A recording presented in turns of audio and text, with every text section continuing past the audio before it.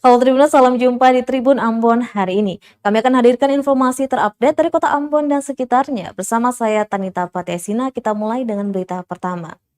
Penemuan mayat di atas KMP Garda Maritim, begini kronologisnya. Irlon Rabau, warga kota Ambon, ditemukan tak bernyawa di dalam KMP Garda Maritim yang berlabuh di Pelabuhan Namlea, Kabupaten Buru, Jumat 12 November 2021 pagi. Korban tergeletak di lantai kapal tepat di samping truk berwarna merah dengan nomor polisi DE8217DU. Menurut teman korban yang juga saksi Yosep Latoputi, mengatakan korban mengaku ikut dalam rombongan untuk sekedar jalan-jalan ke Namlea. Setelah KMP Garda Maritim bertolak dari kota Ambon menuju pelabuhan penyeberangan Namlea, dirinya dan korban berpisah mencari tempat beristirahat. Saksi kemudian memilih tidur di dalam truk, sementara korban beristirahat di atas bak truk. Kemudian saksi bangun dan melihat kalau karnetnya sudah meninggal dan terkapal di samping truk. Pukul 5 pagi KMP Garda Maritim tiba di Pelabuhan Namlea, Kabupaten Buru dan pihak kepolisian langsung mengamankan TKP. Kemudian sekitar pukul 7 pagi, Persat Reskrim Polres Pulau Buru, yakni tim Inavis gelar olah TKP. Selanjutnya korban dievakuasi dengan menggunakan kantong mayat dan dilarikan ke Rumah Sakit Umum Daerah Namlea guna diotopsi.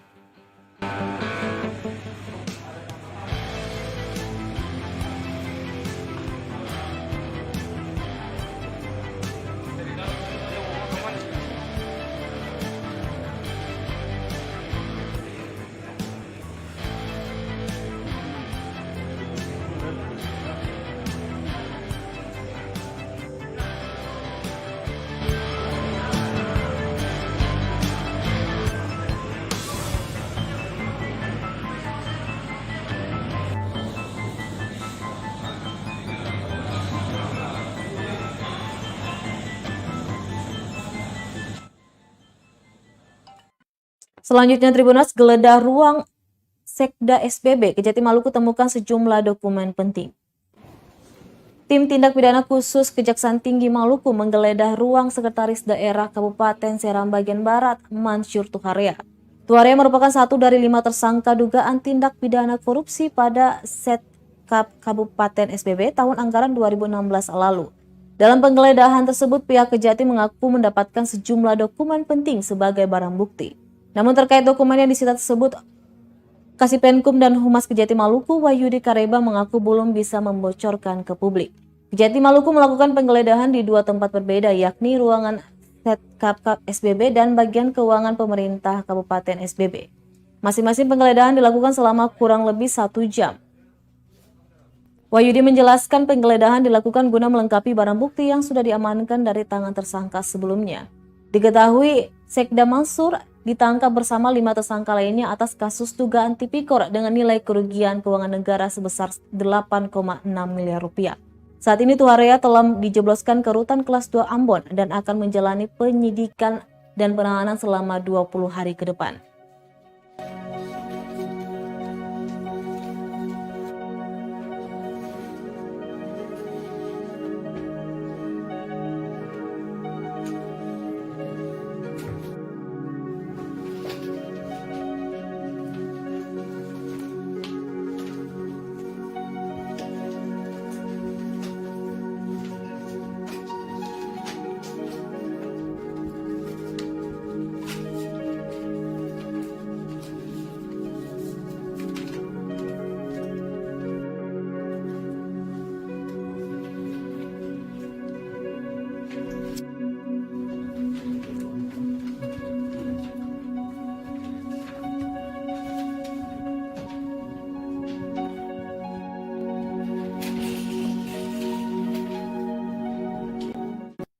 Korupsi dana bos sebesar 2,25 miliar rupiah, mantan Kepsek SMK Negeri 1 Ambon ditahan. Jadi tersangka kasus korupsi dana bantuan operasional sekolah di SMK Negeri 1 Ambon tahun anggaran 2015-2018, Stephen Latohamalo resmi ditahan tim penyidik Kejaksaan Tinggi Maluku. Latohamalo menjabat kepala sekolah SMK Negeri 1 Ambon hingga tahun 2020 lalu. Aspidsus Kejati Maluku M. Budi mengatakan pria 49 tahun itu telah ditetapkan sebagai tersangka pada Senin 8 November 2021 lalu dan akan ditahan di Rutan Ambon selama 20 hari ke depan.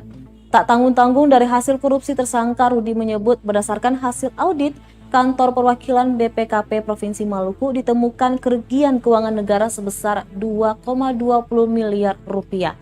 Modus tersangka beragam, mulai dari pertanggungjawaban fiktif tanpa melibatkan Dewan Guru, hingga menjual aset sekolah dari anggaran dana BOS. Perbuatan terdakwa dijerat dengan pasal berlapis tentang pemberantasan tipikor. Sementara itu, penasihat hukum terdakwa Syukur Kaliki mengatakan adanya keterlibatan bendahara dana BOS dan bendahara komite. Pasalnya berdasarkan informasi dari kliennya, kedua bendahara itu termasuk mengelola keuangan dana BOS.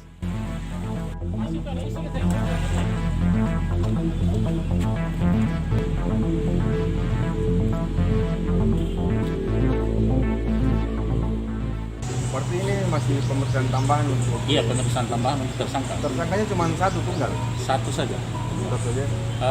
Keinginan kami, tadi kami sudah sebagai kuasa, kami sudah menyampaikan ke teman-teman di penyidik, kejaksaan, kalau bisa bendahara juga bisa diperiksa, kalau memang cukup bukti, kenapa tidak bisa ditetapkan sebagai tersangka? Karena informasi dari klien kami, yang mengelola, yang memegang kas itu adalah beliau. Bendahara? Bukan, yang mengelola, yang memegang kunci berangkas adalah klien kami, Mas Tepen, sedangkan yang membuka dan nomor resi, nomor berangkas, nomor kode itu dipegang oleh bendahara itu. Nah, bendahara Posda dan Posnas di sekolah tersebut, SMK. Kasus ini mulai diusut. Laporan itu, masyarakat, laporan guru atau seperti apa? Laporan guru. Laporan guru. Iya, laporan guru bermula dari kesimpang siurnya dana BOS dan dana pungutan terhadap siswa. Itu kemudian dilaporkan ke sini, lalu kemudian kejaksaan merasa cocok dan ada indikasi, lalu diperiksa dan kemudian 4 hari yang lalu, hari Senin itu beliau ditetapkan sebagai tersangka.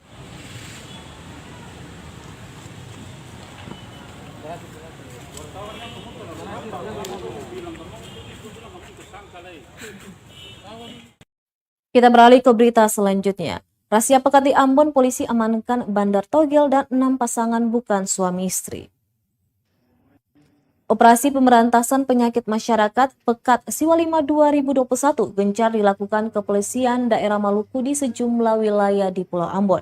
Dalam razia yang digelar Kamis 11 November 2021 malam hingga Jumat 12 November dini hari, seorang bandar judi togel online diamankan di Dusun Tibang, Desa Hitu Mesing, Kecamatan Lehitu, Kabupaten Maluku Tengah. Bandar judi togel itu diamankan bersama barang bukti berupa uang tunai sejumlah 3 juta rupiah, 1 buah HP Android, 1 buah ATM BRI, dan lembaran arsip pemasangan nomor judi online warna merah dan putih.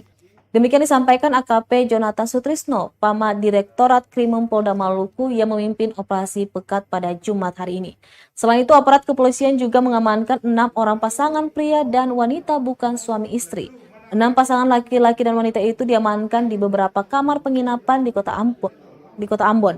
Di antaranya penginapan Fuli Indah di Jalan Ayam Sangaji, Yosudarso, dan penginapan Filian. Setelah diamankan bandar judi dan 6 pasangan yang diduga mesum tersebut digiring ke markas Polda Maluku dan diberikan pembinaan. Jonathan mengaku kamar penginapan dan barang bawaan dari ke-6 pasangan bukan suami istri itu sempat digeledah dan tidak ditemukan benda berbahaya, namun sebagian diantaranya juga tidak dapat menunjukkan identitas diri. Coba, perempuan saya busana sana itu masih ada ya? Sana perempuan itu. Sana busana itu ada. Iya. Bagian dalam sama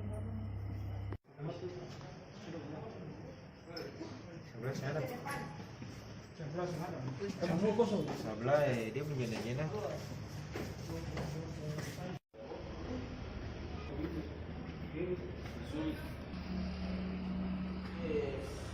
Ada sejumlah uang di sana. Informasi terakhir seputar vaksinasi COVID-19 di Kota Ambon. Anak usia 6 hingga 11 tahun di Ambon bakal divaksin COVID-19. Vaksinasi terhadap anak usia 6 hingga 11 tahun di Kota Ambon bakal dilakukan dalam waktu dekat. Kepala Dinas Kesehatan Kota Ambon, Wendy Pelupesi, mengatakan pihaknya saat ini hanya sisa menunggu petunjuk teknis dari Kementerian Kesehatan Republik Indonesia. Jika juknis dari Kemenkes sudah keluar, maka akan dibuka program vaksinasi bagi anak usia 6 hingga 11 tahun tersebut. Wendy menjelaskan alasan perlunya menunggu juknis sebelum menggelar vaksinasi anak. Pasalnya, di dalam juknis nantinya akan tertuang sejumlah petunjuk termasuk takaran dosis yang harus diberikan kepada penerima vaksin. Lanjutnya, dosis vaksin yang diterima anak 12 tahun ke atas pasti berbeda dengan anak usia 6 hingga 11 tahun.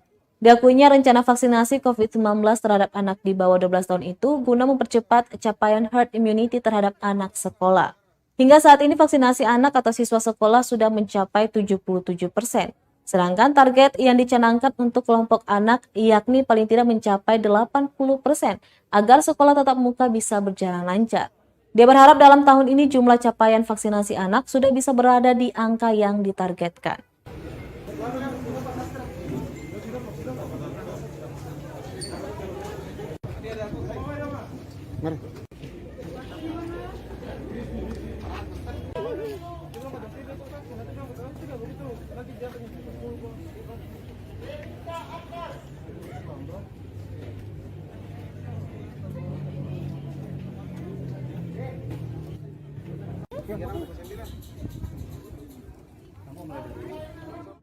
Baik Tribuners, demikianlah Tribun Ambon hari ini edisi 12 November 2021. Jangan lupa untuk selalu menaati protokol kesehatan dimanapun Tribuners berada. Dan bagi Tribuners yang belum divaksin bisa ke Tribun Lapangan Merdeka atau Vaskes terdekat. Saya Tanita Patesina beserta tim redaksi yang bertugas undur diri. Sampai jumpa lagi dan amato. Terima kasih sudah nonton. Jangan lupa like, subscribe, dan share ya.